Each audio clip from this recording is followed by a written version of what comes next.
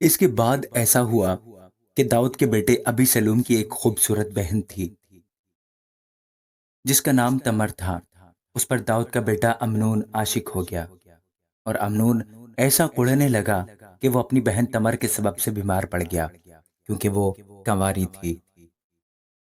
امنون کو اس کے ساتھ کچھ کرنا دشوار معلوم ہوا، اور داؤد کے بھائی سمعا کا بیٹا یوندب امنون کا دوست تھا، اور یوندب بڑا چالاک آدمی تھا۔ اس نے اس سے کہا، اے بادشاہ زادے، تو کیوں دن بدن دبلا ہوتا جاتا ہے؟ کیا تو مجھے نہیں بتائے گا؟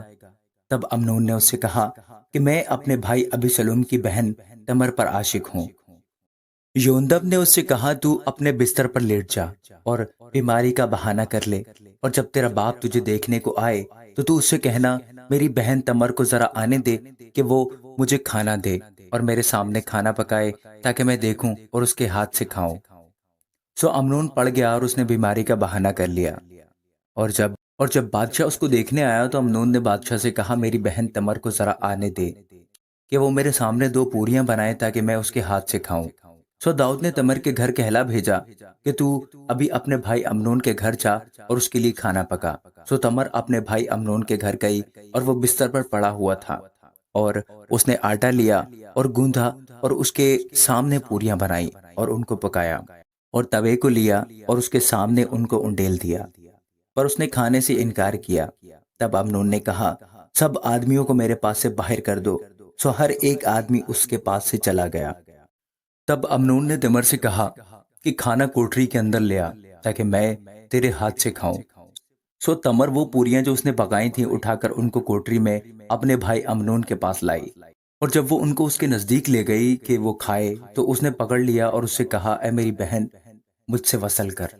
اس نے کہا، میرے بھائی، میرے ساتھ جبر نہ کر، کیونکہ اسرائیلیوں میں کوئی ایسا کام نہیں ہونا چاہیے۔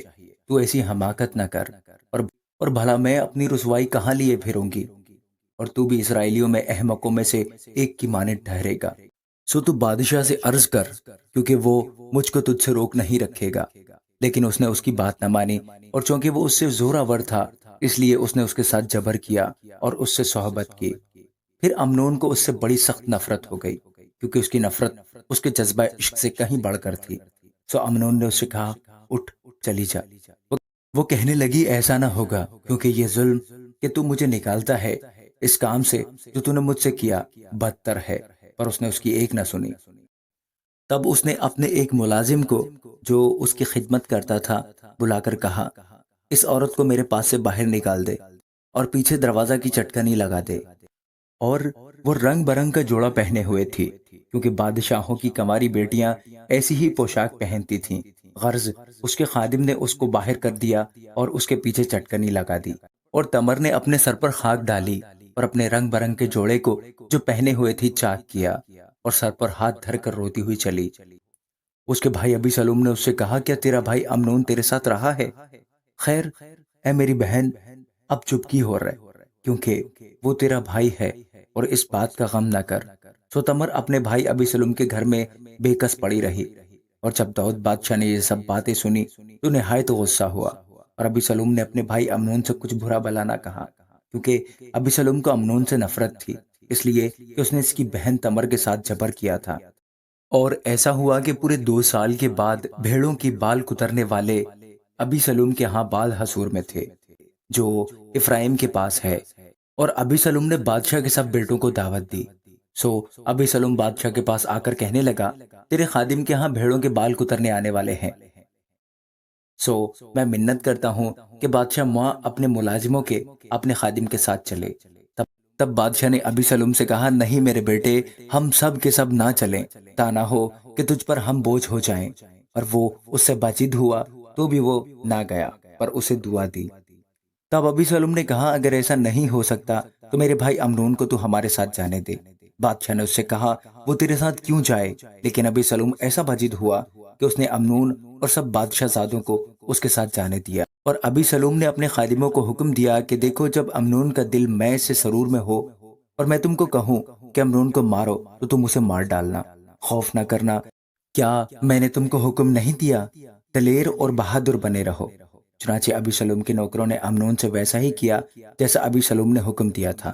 تب سب بادشاہ زادے اٹھے اور ہر ایک اپنے خچر پر چڑھ کر بھاگا، اور وہ ہنوز راستہ ہی میں تھے کہ داؤد کے پاس یہ خبر پہنچی کہ ابی سلم نے سب بادشاہ زادوں کو قتل کر ڈالا ہے اور ان میں سے ایک بھی باقی نہیں بچا۔ تب بادشاہ نے اٹھ کر اپنے کپڑے پھاڑے اور زمین پر پڑ گیا، اور اس کے سب ملازم کپڑے پھاڑے ہوئے اس کے حضور کھڑے رہے۔ تب داؤد کے بھائی سمعا کا بیٹا یوندب کہنے لگا کہ میرا مالک یہ خیال نہ کرے کہ انہوں نے سب جوانوں کو جو بادشاہ زادے ہیں مار ڈالا ہے، اس لیے کہ صرف امنون ہی مرا ہے، کیونکہ ابی سلم کے انتظام سے اسی دن سے یہ بات ٹھان لی گئی تھی جب اس نے اس کی بہن تمر کے ساتھ جبر کیا تھا۔ سو میرا مالک بادشاہ ایسا خیال کر کے کہ سب بادشاہ زادے مر گئے، اس بات کا غم نہ کرے، کیونکہ صرف امنون ہی مرا ہے۔ اور ابی سلم بھاگ گیا، اور اس جوان نے جو نگہبان تھا اپنی آنکھیں اٹھا کر نگاہ کی اور کیا دیکھا کہ بہت سے لوگ اس کے پیچھے کی طرف سے پہاڑ کے دامن کے راستہ سے چلے آ رہے ہیں۔ تب یوندب نے بادشاہ سے کہا کہ دیکھ بادشاہ زادے آ گئے، جیسا تیرے خادم نے کہا تھا ویسا ہی ہے۔ اس نے اپنی بات ختم ہی کی تھی کہ بادشاہ زادے آ پہنچے اور چلا چلا کر رونے لگے، اور بادشاہ اور اس کے سب ملازم بھی زار زار روئے۔ لیکن ابی سلم بھاگ کر جسور کے بادشاہ عمیہود کے بیٹے تلمی کے پاس چلا گیا، اور داؤد ہر روز اپنے بیٹے کے لیے ماتم کرتا رہا۔ سو ابی سلم بھاگ کر جسور کو گیا اور 3 برس تک وہیں رہا۔ اور داؤد بادشاہ کے دل میں ابی سلم کے پاس جانے کی بڑی آرزو تھی، کیونکہ امنون کی طرف سے اسے تسلی ہو گئی تھی، اس لیے کہ وہ مر چکا تھا۔ آمین۔